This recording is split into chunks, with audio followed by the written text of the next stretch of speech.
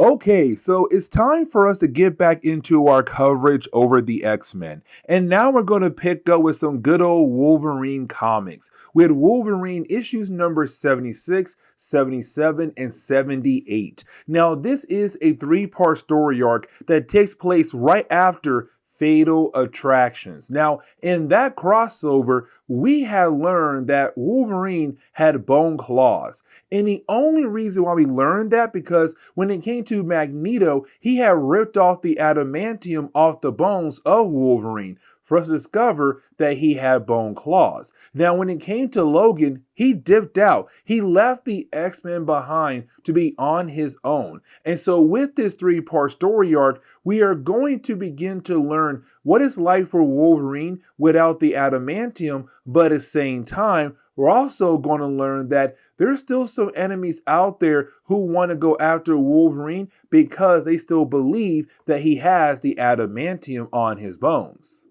And so as we dive into Wolverine issue number 76, this begins the whole process of us learning what's going on with the healing factor of Wolverine. Because we do pick up with Logan right now on his motorcycle in Canada. Now, while out there riding his motorcycle, he tries to dodge a fox that was trying to chase down a rabbit for food. Now, unfortunately for Wolverine, he was unable to dodge the fox. And so, of course, he falls off the motorcycle. Now, he does get pretty banged up here, but we also see that his healing factor is not healing him like it would used to back in the old days. Usually, he would be able to get right back up and continue on with his day. But unfortunately, he can't do that anymore. It kind of seems like his healing factor is no longer around. And so you have Wolverine walk back over to the highway. Now, when he does, he finds some bikers who found his bike. Now, for Wolverine, he truly believed that these bikers are going to attack him. And so you have Logan go ahead and pop out his bone claws. Now, here comes the big problem. His healing factor is not really there like it used to be. And so for Wolverine, he's feeling a lot of pain all at once, to the point where he easily passes out.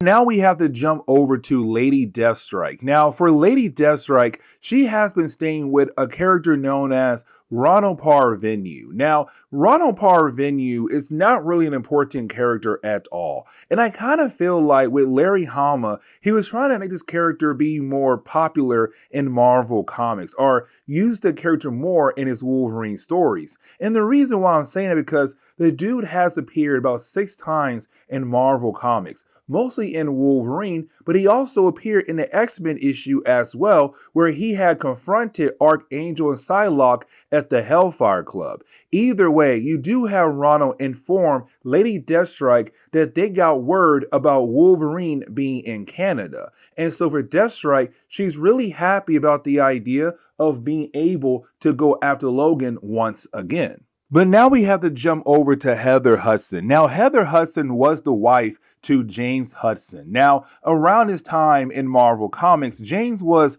quote unquote dead, but not really. But either way, when it came to Heather, she took up the mantle of where her husband had left off at as the last Vindicator. And so with her being the new Vindicator, she became the new leader of Alpha Flight. Now, when it came to Heather and James, they were very close to Wolverine. They found the guy in the wild one day and took him in. Now, over time, Heather and Logan got very close. Like, the possibility she might lead James for Logan kind of close. But you had Logan say, you know what? Let me go ahead and leave before I cause any kind of drama between the two of you. But either way, we kind of find out the bikers had took Logan to her house. And the reason why, because in his pocket, he had her address.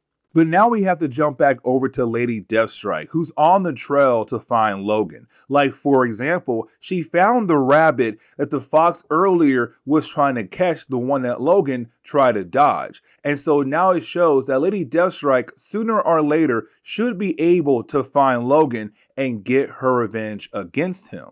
But as we transition back over to Wolverine, it's really more of Wolverine just having a nightmare. He's reliving all the worst moments of his life. Like, for example, the whole time where he was taken away by Weapon X, or when he lost the woman he loved, Mariko, or especially when it came to Fatal Attractions, when you had Magneto rip off the adamantium off his bones. Either way, it's Logan right now just reliving all those worst moments in this nightmare of his. But then you finally have Logan being able to wake up. But once you have Logan being able to wake up, he's then confronted by Heather. Now, Heather tells Logan that he has been out for 2 days, and this gives us another example of Wolverine's healing factor no longer being around or not where it used to be yet, because for Logan, he's been out for 2 days and the man is still tired. For Logan, with his healing factor, he'll be perfectly okay. Now,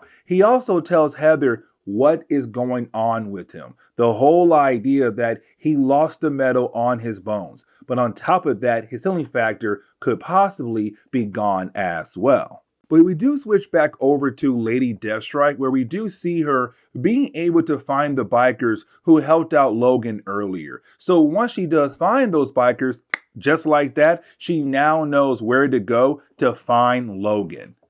Now we have to shift our focus back onto Logan. Now for Logan, we see him and Heather talking about the whole idea of how the metal on his bones are kind of helping his healing factor out, because he asked Heather to use her connections with the Canadian government to look up information on Carol Hines. Now, Carol Hines had also helped out with the Weapon X project. Now, for Carol Hines, she did a paper a while back on metal grafting. And so that tells Logan that when it came to the adamantium on his bone, it kind of helped regulate his healing factor. The problem is he needs more information on that type of topic, but the problem is the person who wrote that paper, Carol Hines, she died a while back. But then you have Puck walk into the room. Now, Puck is another member of Alpha Flight, but this is Puck telling Heather and Logan like, hey, listen, there has been some limo just driving around the area, and the limo seems very sketchy. And so for Logan, he's wondering who that limo could belong to. But right as he says that, bam, just like that, he's then attacked by Lady Deathstrike. Now, as we dive into Wolverine issue number 77, this is a great time to remind you guys why in the world Lady Deathstrike is trying to kill off Wolverine for. So let me explain. You see, when it came to her father, he was the original owner of the adamantium that was on the bones of Wolverine. And matter of fact, when it came to Weapon X and their entire process of putting the metal on Wolverine's bones, that process, the whole idea of the project, came from Lady Deathstrike's father. And so once she had found out that Weapon X had took his adamantium and gave that over to Wolverine, she looked at Logan as somebody who should be killed off as a way to retrieve what belonged to her father many years ago, the adamantium. And so right now, you have her here again, still trying her best to get revenge against Logan. Now, the first few pages of issue number 77 is really more of the two characters fighting against one another until you have Wolverine being able to show her his bone claws, to tell her like, hey, listen, the adamantium that you are looking for is no longer on my bones anymore.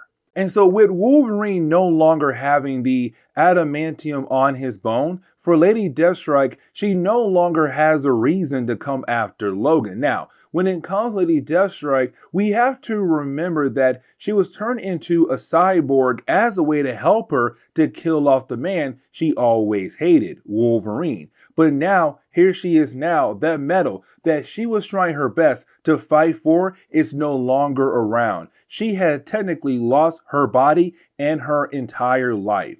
But here's one thing she did not lose, which is her honor. And so she does just walk away. Now you do have Puck want to go after her, but you have Logan say, no, let her go. and let's go ahead and move on with our lives. Now, for Lady Deathstrike, we do see her meet and go with two other people. The first one would be Scylla. Now, Scylla is technically a Reaver. She was somebody who was severely injured in a plane incident, and you had Donald Pierce and also Lady Deathstrike being able to turn her into a Reaver. Now, the other character is Bloodscream. Now, we met Bloodscream at the very beginning of our coverage over Wolverine comics. But Bloodscream and Scylla, they're also looking for Wolverine. And so you have Lady Deathstrike saying, listen, I no longer have a reason to go after him. So if you want to go after him, you may go ahead. And so you have the two characters go on to chase down Wolverine,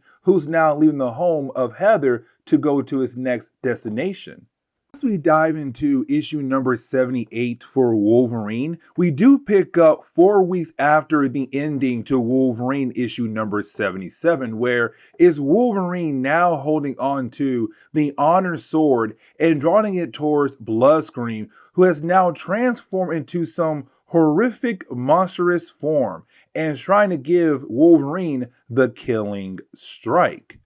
Now we have to jump back 4 weeks ago. Now when we do, we pick up with Wolverine hunting down a fox and being able to kill that fox. Now originally, the fox was coming after Wolverine, but he was able to realize that the fox was only chasing after him because a hunter had shot the fox earlier. Either way, it is getting cold that night. So for Logan, he has to use the fur of the fox as a way to keep warm. But for Bloodscream and also for Scylla, they go to a nearby town. Now, they do find Wolverine's motorcycle that's currently being taken care of by an old man. Now, the old man tells Bloodscream and also Scylla that Logan left his bike behind as he went into the forest. So now our two characters now know where to go to next to go look for Logan.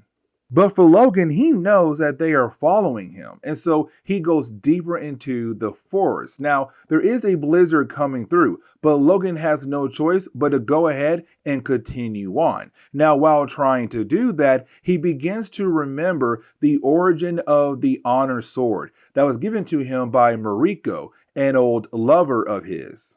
But this leads into the origin of Bloodscream. Now for Bloodscream, we do learn that he is a vampire from the 16th, 17th century. Now, he was in the middle of the ocean on a boat that was owned by a character known as Francis Drake. Now, for Bloodscream, he got severely injured thanks to a grenade. And so you have Francis Drake call in a necromancer to work on the body of Bloodscream, and of course, turn him into a vampire. Now for Bloodscream, he hated the idea that he was a vampire and wanted to be turned back to normal. And so you have the necromancer tell him about a powerful potion that could turn him back to normal. The problem is, part of the potion is needed, which is the blood of somebody who does not age. And of course, that would be Wolverine. And so that is why Bloodscream has been trying to go after Logan for, because he needs his blood for the potion that he is currently working on. But now we are able to jump back over to the present day. Now, when we do, is Wolverine finally arriving to another town after being in the forest for a good period of time. Matter of fact, 4 weeks. Now, the reason why he did that was a way to slow down his enemies, to make them tired. So just in case they do catch up to him, they'll be able to be easily defeated. Now, you do have Bloodscream go ahead and kill off Scylla and use her as a way to give himself energy to fight against Wolverine. Now, their battle does not last that long because you do have Wolverine being able to cut Bloodscream right in the face. Now, we're kind of left to believe that he is dead, but hey, it's Marvel Comics. We already know the man is not dead. But really, you have Wolverine just go ahead and continue on with his life. And the book kind of ends on that note right there. So yeah, guys, we're going to go ahead and end today's comic book video here. So please leave me a like down below and subscribe. But guys, see y'all next time. Later.